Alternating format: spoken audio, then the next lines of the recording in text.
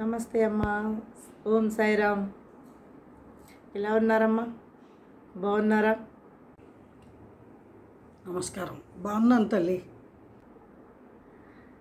అమ్మ, ఇప్పుడు ఊర్లో చాలామంది దేవుళ్ళు మాకు అమ్మవార్లు పూనుతున్నాయి, అయ్యవార్లు పూనుతున్నారని గుళ్ళు కట్టించుకోవడము, మళ్ళీ వాళ్ళ దగ్గరికి వస్తే బాగు చేయడము, అమ్మవారు ఊగి చెప్పడము ఇవన్నీ జరుగుతున్నాయి. ఇప్పుడు వాళ్ళకి ఈ ప్రాబ్లం ఉందని వాళ్ళు చెప్తున్నారు. మళ్ళీ అందులోనే బాగు చేయడానికి ఇంత మీకు ఇదైంది అదైందని ఇంత డబ్బులు కూడా కమాయిస్తున్నారు. అది ఎంతవరకు కరెక్ట్ అమ్మా? చాలా చక్కటి ప్రశ్న అడిగారు. ఇది చాలామందికి తెలుసుకోవాలని ఉంటుంది, కానీ ఎవరిని అడిగితే ఏం సమాధానం చెప్తారో అనే సందేహంతో వాళ్ళలో వాళ్ళే మదన పడుతూ ఉంటారు. సమాజంలో తరతరాలుగా యుగ యుగాలుగా అనేక శక్తులు ప్రకృతిలో ఉన్నాయి. అందులో మంచి శక్తులు ఉన్నాయి, దుష్ట శక్తులు ఉన్నాయి. దుష్ట శక్తుల్ని నకారాత్మకం అంటాము, మంచి శక్తుల్ని సకారాత్మకం అంటాము. అయితే దుష్ట శక్తుల్ని ఎవరు కూడా ఇష్టపడరు, భయపడతారు. దాన్ని తుదముట్టించడానికి మంత్రశక్తి, యంత్రశక్తి, తంత్రశక్తి ఇవన్నీ ఉంటాయి. వాటిని కొందరు నేర్చుకుంటారు, సీరియస్గా నేర్చుకొని అటువంటి దుష్టశక్తుల బారిన పడినప్పుడు అటువంటి బాధితుల్ని రక్షించడానికి వాళ్ళు సంసిద్ధంగా ఉంటారు.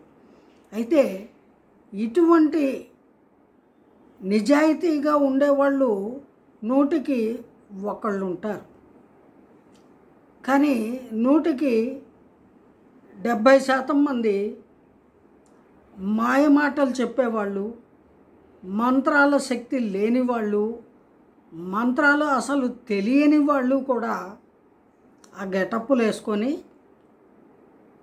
వాటిని నమ్మేవాళ్ళు చాలామంది ఉంటారు కదా. వాళ్ళని అటువంటి దుష్టశక్తులు మీ చుట్టూ ఉన్నాయి అని నమ్మబలికి వాళ్ళ దగ్గర నుంచి వీలైనంత ధనాన్ని దోచుకుంటూ వీళ్ళు దర్జాగా బతికేస్తున్నారు.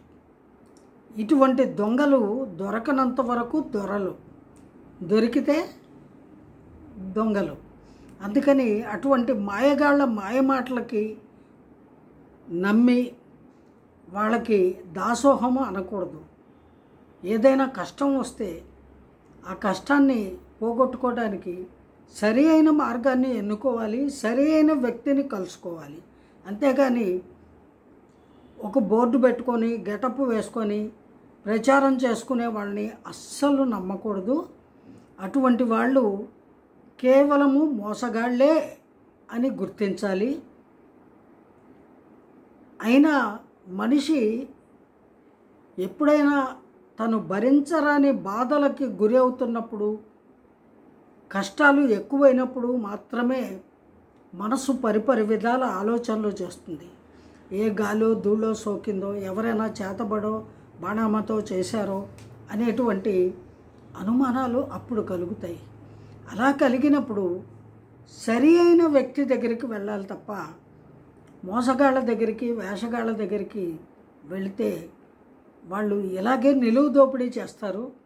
నిజంగా మీకు మానసిక దౌర్బల్యంతో బాధపడుతూ ఉండి ఏ దుష్టశక్తి మిమ్మల్ని ఆవరించకపోయినా వాళ్ళే ఎదురు మీకు ఆ భూతం పట్టింది, ఈ గాలి పట్టింది, మీకు వాళ్ళు చేతపడి చేశారు, వీళ్ళు బాణామతి చేశారు, వీళ్ళు మీకు మంత్రం చేశారు, మీ ఇంట్లోంచి పీనుగులు వెళ్తాయి, అలా జరగకూడదు అంటే నేను చెప్పినట్టు వినాలి, ఇలా మాయమాటలు చెప్పేసి వాళ్ళ దగ్గర ఉన్న కొద్దో గొప్ప పొలం పుట్ర అమ్ముకునేలాగా, అప్పుల పాలయ్యేలాగా అయినా సరే చేసి ఎంత వీలైతే అంత దోచుకుంటూ ఉంటారు. ఇది సర్వసాధారణంగా ఊళ్ళల్లో ఎక్కువ జరుగుతాయి. అందుకని ఆ ఊళ్ళల్లో ఉండేవాళ్ళు సాధారణంగా అతి తక్కువ చదువుకొని వ్యవసాయం మీద లేదా కూలి పనులు చేసుకుంటూనో లేదా ఏదో పని పాటలు చేసుకుంటూనో బతికేవాళ్ళు. వాళ్ళు వాళ్ళ ఆదాయం అంతా వాళ్ళు ఇటువంటి వాళ్ళని తట్టుకోలేక భయానికి లోనయ్యి ఒక్కోసారి ప్రాణత్యాగం కూడా చేస్తూ ఉంటారు. వాళ్ళు ప్రాణం పోయినా సరే మనము ఇటువంటి స్థితిని తప్పించుకోవాలి అనేటువంటి ఆలోచనతో మోసగాళ్ళ వల్ల పడుతూ ఉంటారు ఎక్కువగా. వాళ్ళందరికీ నేను చెప్పేది ఒకటే, మీరు అలాంటి స్థితికి వచ్చినప్పుడు మీరు నమ్ముకున్న దైవాన్ని ప్రార్థించండి. అలాగే మీ శ్రేయస్సును కోరే మీ పెద్దవాళ్ళని సంప్రదించండి, మీ కుల పెద్దల్ని సంప్రదించండి. లేదా మీ ఊరిలో ఉన్నటువంటి శివాలయం కానీ, ఆంజనేయ స్వామి దేవాలయం కానీ, అమ్మవారి దేవాలయం కానీ ఉంటాయి కదా, ఏదో ఒక గుడి, ఆ గుడికి వెళ్ళండి. తరచుగా వెళ్ళి అక్కడ ఎక్కువ కాలము ఆ గుళ్ళో గడపండి. ఆ గుడిలో జరిగేటువంటి పూజలు మంత్రాలు వింటూ ఉండండి. దానివల్ల మీకు పాజిటివ్ వైబ్రేషన్ కలిగి ఏ దుష్ట శక్తి కూడా మిమ్మల్ని ఏమీ చేయలేదు. మిమ్మల్ని మీరే రక్షించుకోగలుగుతారు, నయా పైసా ఖర్చు పెట్టకుండా. అంతేగాని ఇలాంటి కనిపించిన మాయగాళ్ళు మంత్రగాళ్ళు చెప్పేటువంటి మాటలు నమ్మి మీరు అప్పుల పాలు కాకండి.